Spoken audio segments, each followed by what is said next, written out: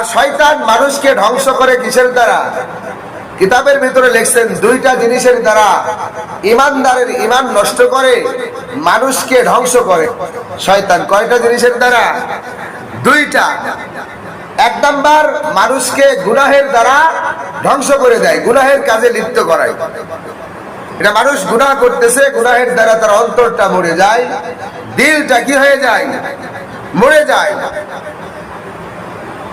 তখন এই মানুষটা ধ্বংস হয়ে যায়। আর একটা কারণ হলো, যখন দেখে তার এই লোকটাকে দিয়ে গুনাহের কাজ করানো যাইতেছে না, সে গুনাহের কাজ করতেই চায় না, আল্লাহকে ভয় করে। একে এখন কিভাবে গুনাহ করানো যায়, গুনাহের কাজ সরাসরি ডাইরেক্ট গুনাহের কাজ সে বোঝে, তাকে এখন দ্বিতীয় নাম্বার আরেকটা চেষ্টা করে মানুষ। তখন মানুষকে নেক্সট শুরুতে ধোঁকা দেয়।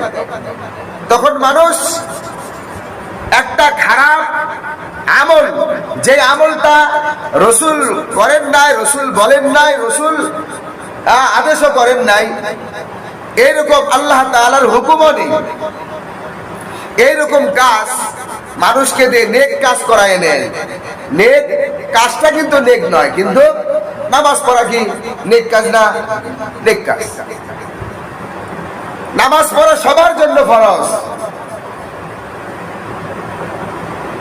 কিন্তু আবার সবার জন্য হারাম।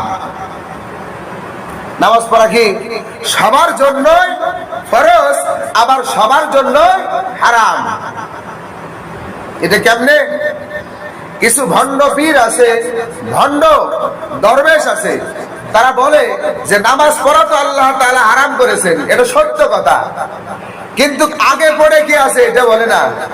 মাঝখানের যে অর্থটা আছে এইটা নিয়ে আমাদেরকে ধোঁকা দেয়।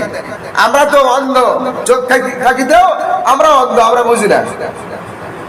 এই জন্য আমরা অন্ধ।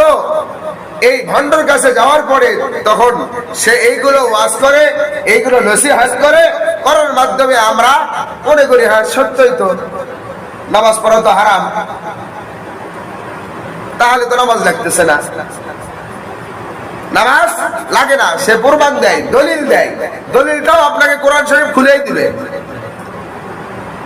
অর্থটা আছে, কিন্তু আগে পড়ে কি আছে এইটা আপনাকে বুঝতে দিবে না।